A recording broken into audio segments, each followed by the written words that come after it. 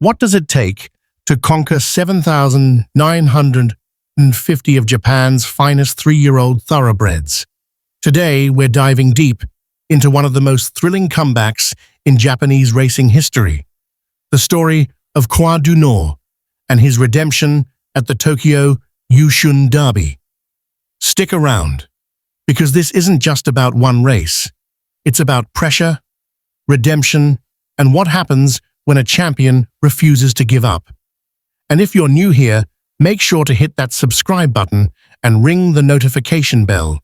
We're bringing you the best horse racing content every week. Let's paint the picture. The Tokyo Yushun, Japan's most prestigious derby, the second jewel in the Triple Crown. This isn't just any race, folks. This is the race that can make or break a horse's career. Out of nearly 8,000 registered 3-year-olds this season, only 18 made it to this starting gate. That's less than 0.2%, more exclusive than getting into Harvard. Now, our story begins with Croix du Nord, a son of the legendary Kitasan Black. Last year, this colt was unstoppable. 3 wins from 3 starts, crowned best 2-year-old colt, and that stunning, hopeful stakes victory had everyone talking. Going into this derby, he was the odds-on favorite. The pressure was immense. But here's where it gets interesting. April the 20th, the Satsuki Show, the first leg of the Triple Crown. Croix du Nord entered as the heavy favorite, but racing doesn't always go according to plan. Museum Mile had other ideas, beating our champion by a length and a half.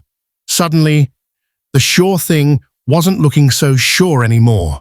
I can only imagine what was going through trainer Takashi Saito's mind. Your derby favorite just got beaten. The pressure? It just doubled. But here's what separates champions from the rest, how they respond to adversity. For the next month, Croix du Nord and his team had one goal: redemption. Let's talk about the human element here, because this victory meant everything to 2 men who had been chasing their dreams for years.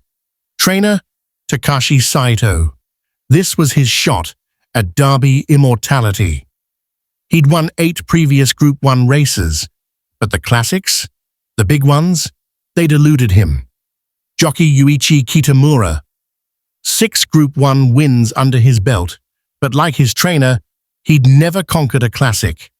These 2 men carried the weight of not just their own dreams, but the expectations of an entire nation.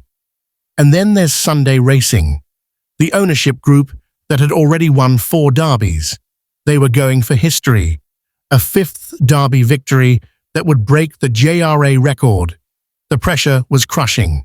But sometimes, that's exactly what creates diamonds. Derby day arrives. 18 horses, 18 dreams, but only one can wear the roses. Croix du Nord draws stall 13. Not the worst, but definitely not ideal. Sometimes champions have to overcome everything, including their post position. They're off. And immediately, we see Kitamura's strategy. He's not panicking, he's not rushing.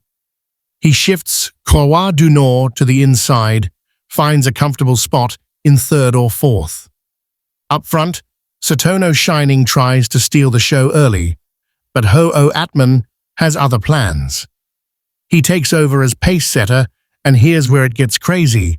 He opens up a 10-length lead. Look at Kitamura's composure here. His horse is trailing by what looks like a country mile, but he's keeping Croix du Nord in perfect rhythm. This is championship riding, folks. 300 meters to go. Ho-Oh Atman starts to tire. This is it. This is the moment of truth. And here comes Croix du Nord, up the center of the track like a freight train.